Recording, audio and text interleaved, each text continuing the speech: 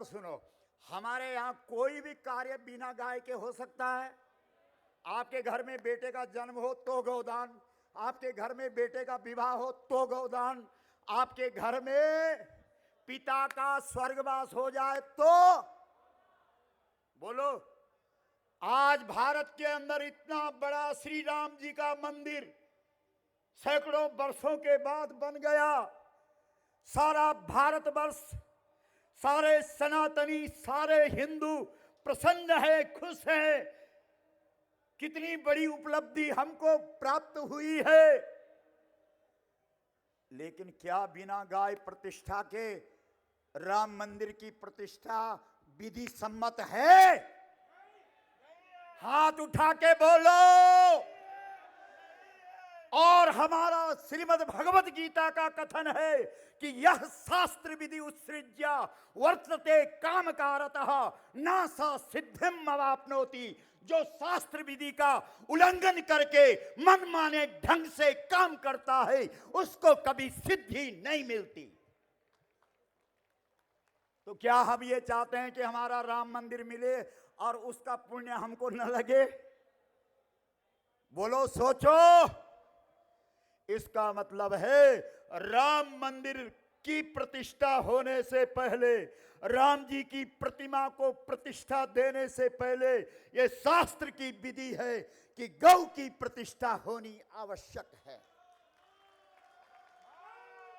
जरा हाथ खड़ा करके बोलो मां।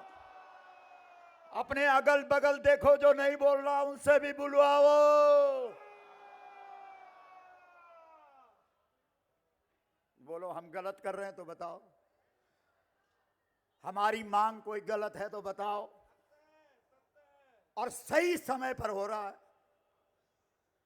कुछ लोग कहने लगे बोला बाद में करेंगे। हमने कहा क्या बात करते हो, समय तो इस समय, क्योंकि प्रतिष्ठा देनी है ना। और बिना गाय के प्रतिष्ठा के किसी की प्रतिष्ठा नहीं है। गावः प्रतिष्ठा भूतानाम। सबसे पहले गौ की प्रतिष्ठा हो।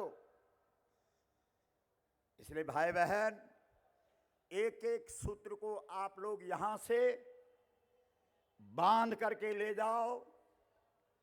और अभी हमारे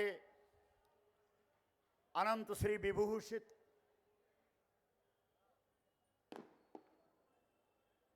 ज्योतिर्मठ के शंकराचार्य जी यहां विराजमान होने वाले हैं। जो वो निर्देश करेंगे हम उसका पालन करेंगे। अगर वो कहेंगे कि बैठ जाओ तो हम बैठ जाएंगे। ठीक है शुक्ला जी? हमारे शुक्ला जी केदारनाथ से भगवान शंकर का आशीर्वाद लेकर के आए। एक बार तालियां तो बजा दो। अभी कुछ दिन पहले प्रधानमंत्री जी केदारनाथ गए थे तो आपने वहीं पर वो दे दिया, ज्ञापन दिया। जरा खड़े उठो शुक्ला साहब।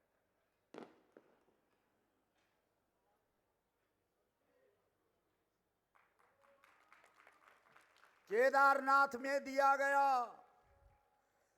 और सबसे बड़ी बात है, कई लोग बोलते हैं अरे महाराज गाय के लिए तो बड़े बड़े काम इस देश के अंदर हुए, बड़े बड़े मुद्दे चले, पर कोई बीच में ही अटक जाते हैं।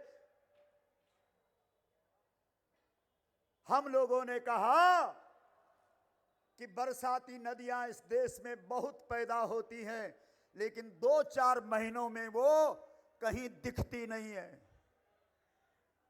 लेकिन हिमालय से निकलने वाली गंगा निरंतर चलती है। सजल मूल जिन सरितन नाही, बरस गए पुनि बारी सुखाई।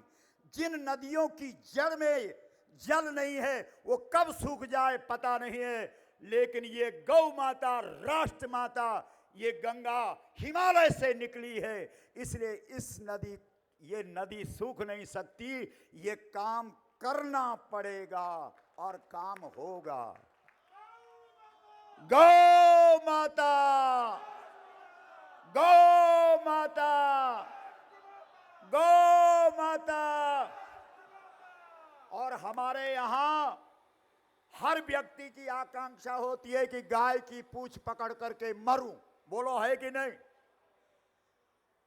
हमारे यहां अंतिम समय में जब व्यक्ति के प्राण निकलने का समय आता है तो गंगा जल उसके मुख में डाला जाता है और गाय की पूंछ पकड़ाई जाती है। हर व्यक्ति की अपेक्षा होती है और कई जन्मों का उसका तप और साधना होती है कि आखिर में मुझे ये अवसर मिले, ये मौका मिले कि मैं गौ की पूंछ पकड़ करके प्राण छोड़ूं। तो इसलिए अगर गौ माता के लिए हमें अपना प्राण भी देना पड़े तो हम पीछे नहीं हटेंगे।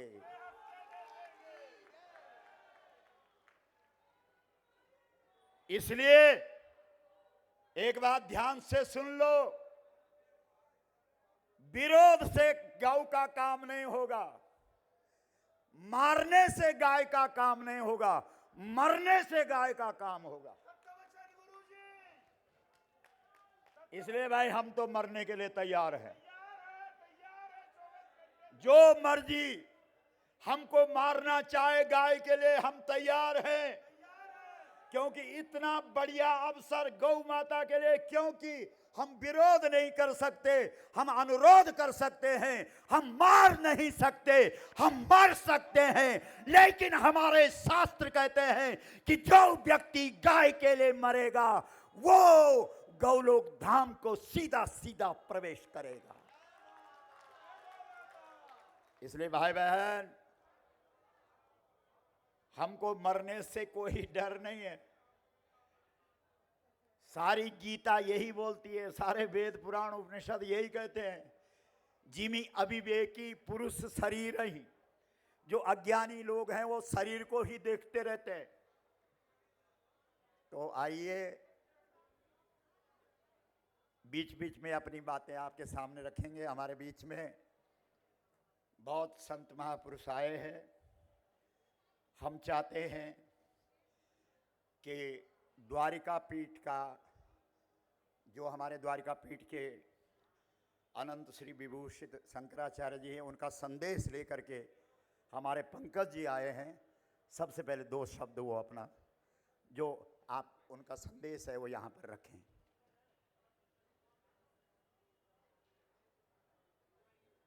जी जी।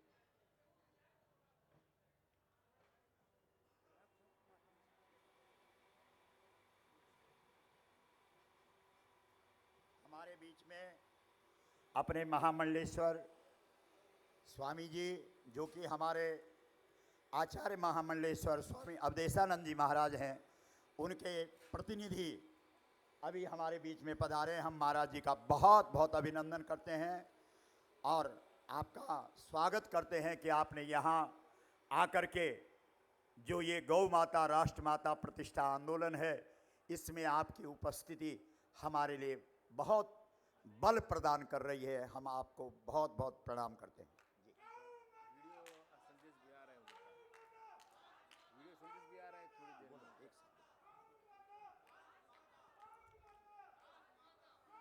गौ माता की, गौ माता। आज के इस सम्मेलन में उपस्थित हमारे बीच थोड़ी देर में आने वाले शंकराचार्य जी के चरणों में नमन करते हुए गोपाल मणि जी को वंदन, मंच पर उपस्थित सभी संतों के चरणों में वंदन, द्वारका शारदा पीठ के शंकराचार्य श्री सदानंद सरस्वती जी ने इस कार्यक्रम में उपस्थित होने के लिए बहुत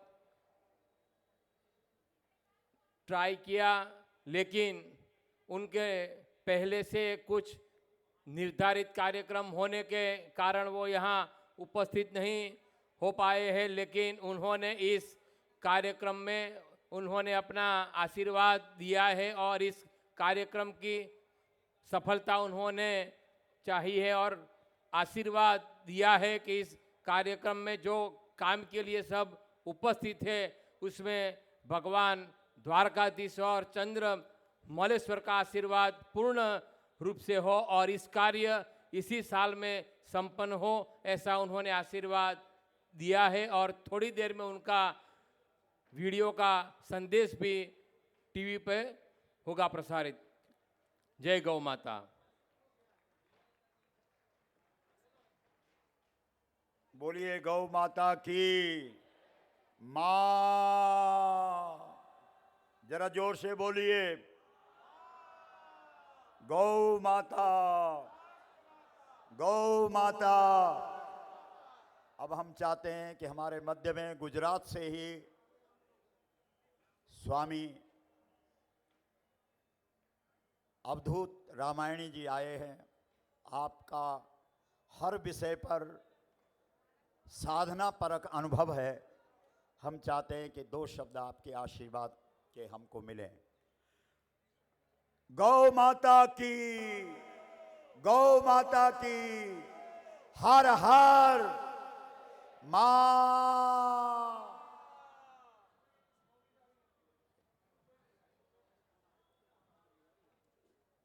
मां। जय गजानन, जय गौ माता, वंदे गौ मातरम। मंचस्थ सभी पूजनीय संत जनों के चरणों में सादर मानसिक और प्रत्यक्ष प्रणाम। पूजनीय गुरुदेव श्री गोपालमणि जी महाराज के चरणों में प्रणाम। पूजनीय भाई श्री सीता शरण जी के चरणों में प्रणाम। और आप सभी जो गौ माता को राष्ट्रमाता के रूप में अपने अपने हृदय में विराजमान करके यहाँ पधारे हैं, आप सभी को प्रणाम, अभिनंदन, वंदन, स्वागत और आपकी विजय के लिए आशीर्वाद।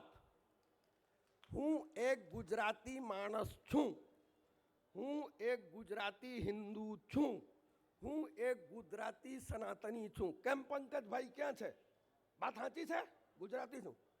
45 વર્ષથી ગુજરાતમાં રહું છું અને ગુજરાતી સનાતની હિન્દુ ગૌ ભગત સાધુ છું।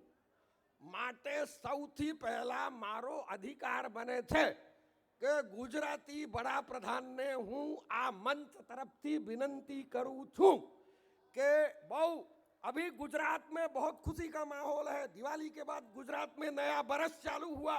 पूरे 7-8 करोड़ गुजराती बहुत खुश हैं। अरे क्यों प्रज्ञेश भाई? क्योंकि गांधी